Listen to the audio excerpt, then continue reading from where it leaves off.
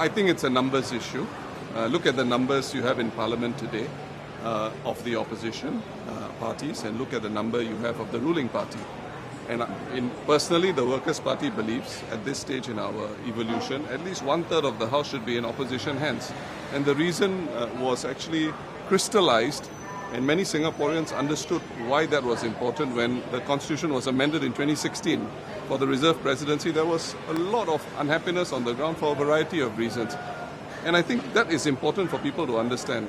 When you want to change an important piece of legislation like the Constitution, you need that heft in Parliament to make your voice heard. And our proposition to voters has always been, it is in your self-interest that Parliament is balanced so that the legislation, the laws have your imprimatur, have your mark. And people's feedback are seriously taken into account. I think we take very seriously, as we explained, our role in formulating alternative policies. As Ru underscored earlier on, a lot of our policy suggestions ultimately bubble up from the bottom.